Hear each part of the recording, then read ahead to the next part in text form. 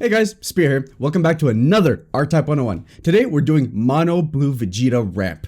But before we jump right into that, we're doing the giveaway for the box tomorrow on Twitch. Links to the stream are going to be down below in the description up until we do the giveaway. So up until the stream, you still have a chance to sign up. So if you follow all the details in the video in the eye above there, then you give yourself a shot for the giveaway tomorrow. International. So you want a shot, go ahead and follow details. With that said, let's just jump right into the archetype. So it's a battle-based ramp, and you can see that they've attempted to do this quite a number of times now.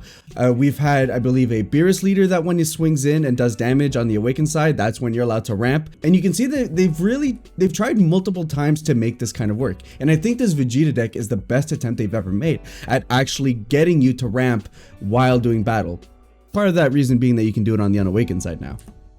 It has huge late game payoffs. While the archetype isn't as supported as, let's say, Baby, in terms of archetype, it didn't get a ton of cards. A lot of them are huge bombs. They have huge powerful effects. And obviously it gives you great access to a lot of the late game stuff that there is beforehand. And then there's the open defensive options. Because you have so much energy, you're able to do significantly more to a point where you have so much available to you. So while the archetype isn't as fleshed out as, let's say, like Baby. Baby has like 24 cards to it, whereas I believe this archetype really only has 12 core cards. Because it also has so much energy to play with, it actually has access to a ton of things, including some of the Baby stuff itself. So when we look at the leader, this is really what makes the entire thing tick. When you deal damage to your opponent by attacking with this card, look at the top card of your deck. If it's a mono blue, you get to ramp with it, otherwise put it back on the top of your deck. Alright, so now every single time you deal damage to your opponent, you're effectively getting another energy. That is super powerful. It means that on turn, if you're the second turn player, well, congrats. Odds are you going second is gonna have you up on energy, and then you flip the table, you're back to turn 1. And then on turn 2, you're going up another energy, and so on and so forth. It gives you a lot of incentive to make sure your damage goes through, as well as rewarding you by being able to play a bunch of huge comeback cards if your opponent's going aggressive, right? The extra energy means that you can play more 2-for-1s, 3-for-1s. When your life is at 4 or less, you may draw one card and then flip this card over. This is called balance, my friends. They really thought he was going to be so busted without another thing on his awaken that they almost made him a Bojack. Almost. Granted, I will say he is a very strong leader, and there's a lot of viability in what he can do. So I do understand as to why they were very careful with this awakening ability, because for a long time now, ramp has always had reasons to be banned in like one form or another. Then on the awakened side, we have SS4 Vegeta Ultimate Evolution once per turn. When this card attacks, draw a card. Auto once per turn. When your opponent activates a counter skill, switch this card to active mode. So he effectively has like dual attack if you can get enough aggro on board, which is always sweet to have. It's just a nice benefit, right?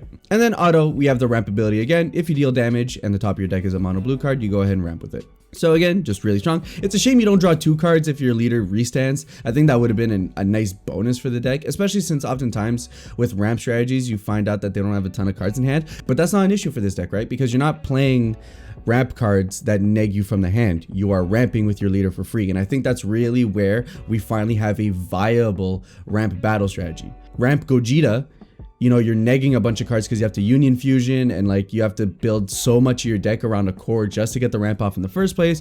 With Beerus, you had to be on the awakened side. So there are so many ramp strategies that were interesting, but because they caused you too much of a deck restriction or were just too hard to get off, it was never really as viable as I want to say this Vegeta is going to be moving into the meta.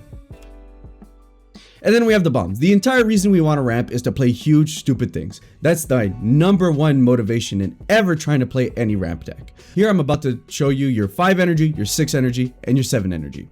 5 energy, SS4 Son Goku, Protector of the Earth. When this card is played, during your opponent's next turn, they can't attack with battle cards unless they choose one of their battle cards with an energy cost of 2 or more and place it at the bottom of their owner's deck. It's going to cost your opponent cards to attack, and not only that, it's going to cost them board presence, which against some decks, this just straight up says you can't attack in the next turn. Like, think about it this way. This is really good against, let's say, a Victory Strike deck where you're able to then remove the Vegeta with Goku's minus ability. Well, then on turn 5, your opponent can't go into Victory Strike. They just cannot.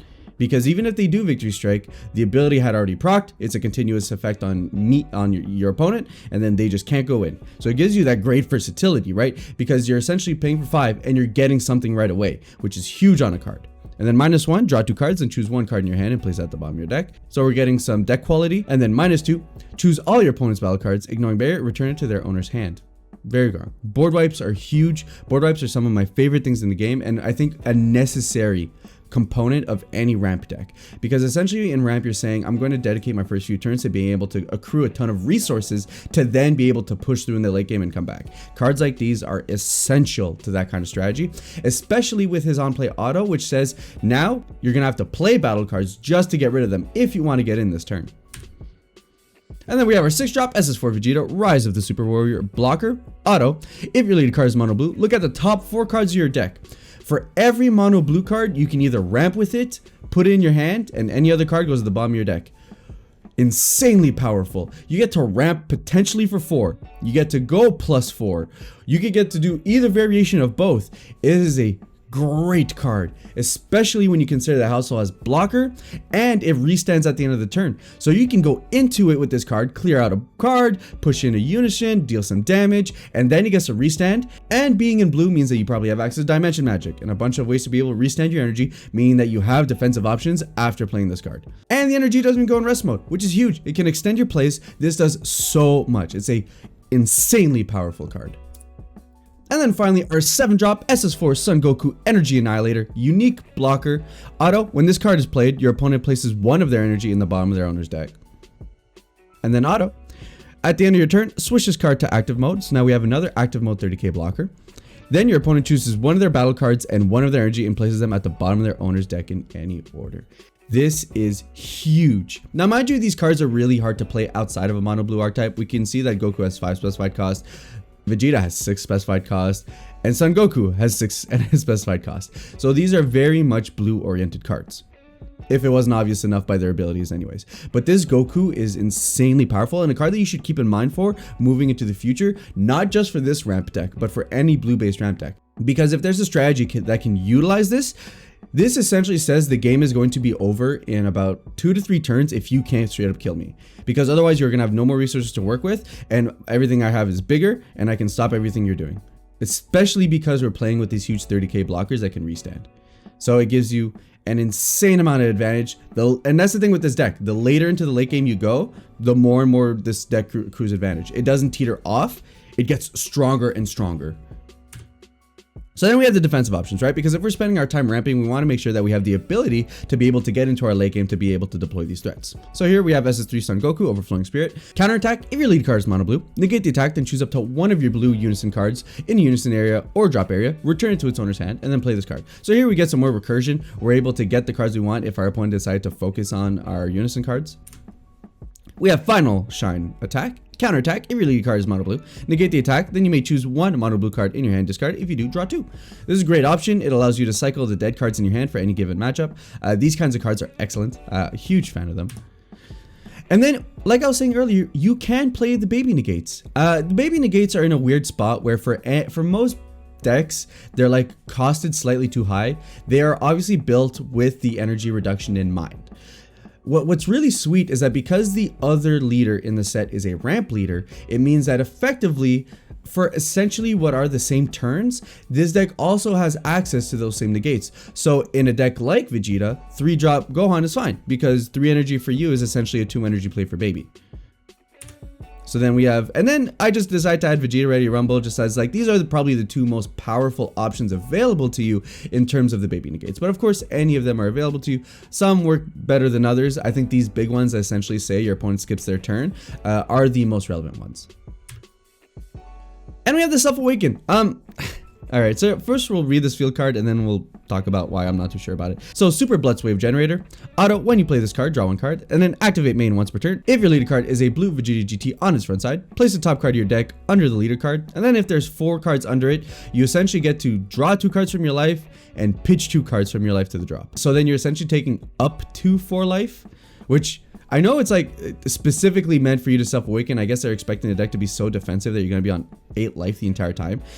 I just don't see the use of it. I think you don't care if you awaken early because you're not closing the game with your leader. You're closing the game with your battle cards. So the longer your opponent takes to kill you, the more time you have to deploy your threats. The only benefit you get out of being awakened is that you get a restand.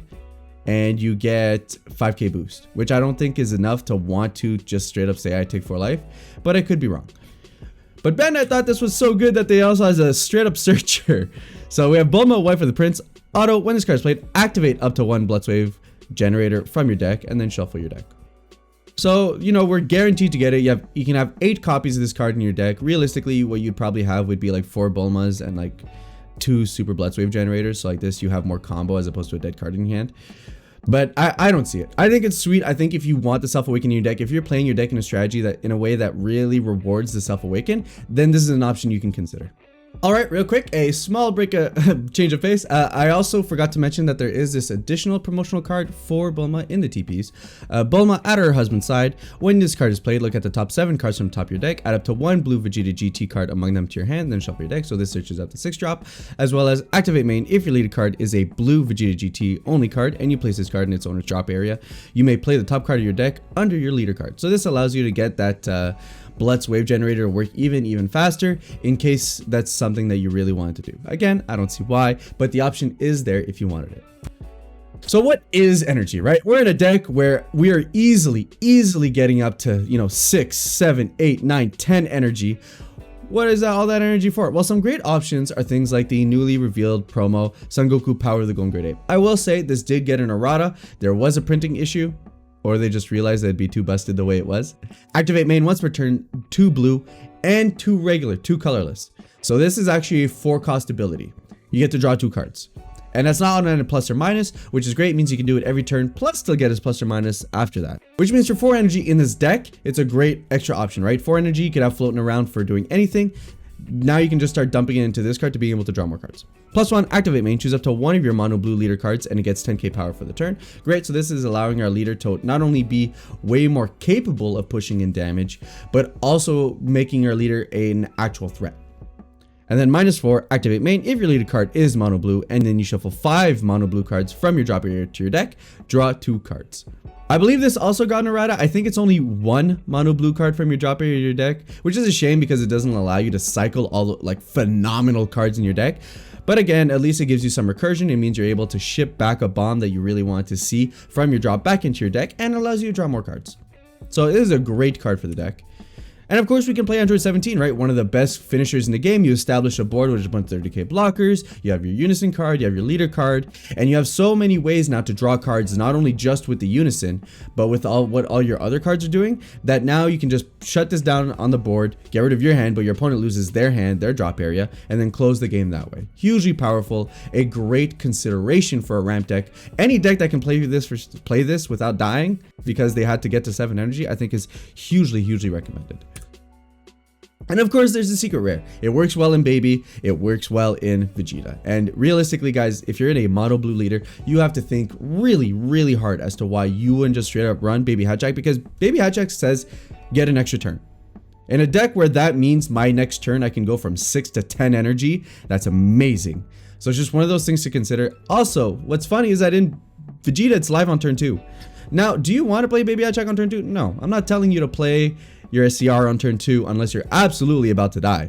What I am saying though is that the option is there, and that's something great to consider. And finally, that is the mono blue Vegeta ramp strategy. Like we saw, not a ton of cards, right? The strategy itself wasn't dedicated like 24 worth of cards just to make the entire thing work. But that's because the viability of having a blue ramp leader that has access to so many things makes it so they don't have to dedicate so much to it. And it still leads to an incredibly powerful strategy. With that said, what do you guys think about Ramp Vegeta? Are you guys going to be playing the deck going into set 11? Let me know in the comments down below. If you guys liked the video, give it a thumbs up. Hey, if you thought it was bad, thumbs down works too. If you want to catch more Archetype 101s, we're finishing them off through the week, then click that subscribe button and I'll catch you guys tomorrow. Ciao.